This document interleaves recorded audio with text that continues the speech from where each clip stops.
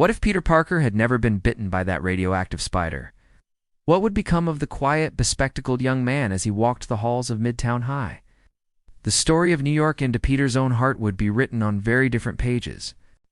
Peter Parker's days began and ended much as they always had, with the gentle clatter of Aunt May's breakfast dishes and the reassuring shuffling of Uncle Ben's footsteps overhead.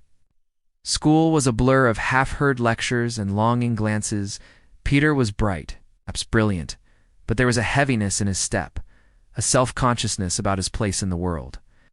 Other students saw him as invisible, or at best a convenient target for a joke or a shove. He still loved science, of course. The lab was his refuge.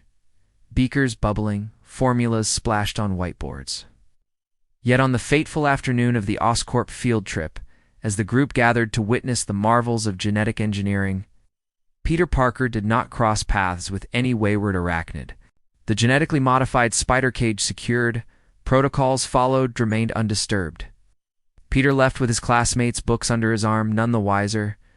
Without the spider bite, there were no strange fevers, no sudden rushes of strength, no visions across rooftops or webs spun in secret.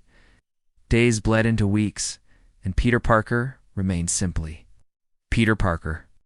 He did not soar above traffic or swing between skyscrapers. When a mugger startled a passerby in a nearby alley, Peter caught only the echo of footsteps in the night. The city moved on.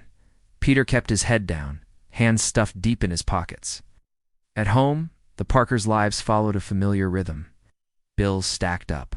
Aunt May fretted over medicine costs. Uncle Ben grumbled about overtime shifts. One evening faded into a night of terrible consequence, a night not made right by spider-powered intervention. Uncle Ben did not die in a senseless act of violence. Mugging happened several blocks away, but Peter, without any reason to be involved, simply walked the safe path home. Uncle Ben's lecture about responsibility remained at the level of advice about grades and curfews, not about life and loss. Meanwhile, New York changed, quietly and inexorably. There were no bright splashes of red and blue above Manhattan's skyline, no webbed intruders swinging in at the last second to foil a bank robbery. When the Green Goblin first appeared on his flying glider cackling, wilded, the city's police were left scrambling and helpless. Reports of the monster's attack became splashed across television screens. The faces of the frightened and the injured a constant presence. Mary Jane Watson watched news reports from her aunt's apartment, her face pale, while Harry Osborn's father fumed privately about sabotage and incompetence at Oscorp. Peter watched too, horrified. His friends spoke of new fears. He pored through research online, desperate for explanations, scientific, rational reasons for these impossible villains and their rampages. He found none and felt powerless. At night, he lay awake, ears straining for sirens, his mind worry. As weeks passed, New York came to rely on more brutal measures: armored police divisions, citywide curfews. Indigenous heroes emerged: firefighters, nurses, and activists.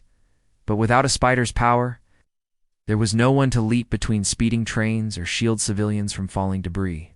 Small moments of heroism flickered, but the city's wounds were deeper. Crime rose. Good people lost hope. Peter threw himself into his studies. He joined the science club, went to university, sought out mentors who saw promise in his questions, not just his grades. Dr. Kirk Connors admired his tenacity. Dr. Otto Octavius found a quiet kinship in his curiosity. Yet Peter's sense of inadequacy grew.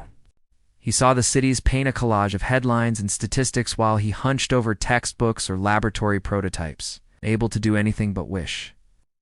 Guilt crept into his dreams, unresolved and abstract. He found himself volunteering at Aunt May's soup kitchen on weekends, organizing food drives, talking gently to runaway teens and scared elders.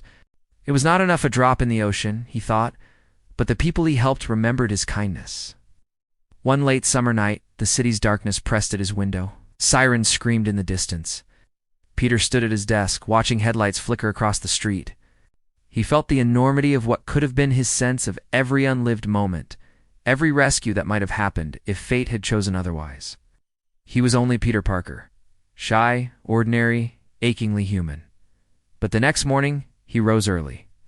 He brought groceries to an elderly neighbor whose home had been damaged in the mayhem. He repaired a leaky faucet for another.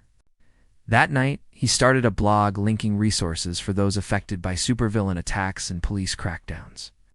Peter's name would never be lit up in the sky. He stayed invisible, and yet his sphere of kindness quietly expanded. Months passed. Mary Jane, inspired by Peter's compassion, began contributing articles on city resilience. Harry funded scholarships for disaster relief. The heart of New York beat a little steadier. There was no Spider-Man, but in his absence, small acts wove a web of their own, holding the city together. Fragile, but real. Peter Parker never soared above the city, but he learned, in his own slow way, what it meant to care, to give, to take responsibility for the world that was his. And while the city would always ache for heroes, in the end, it was the many kindnesses of ordinary people that kept hope alive.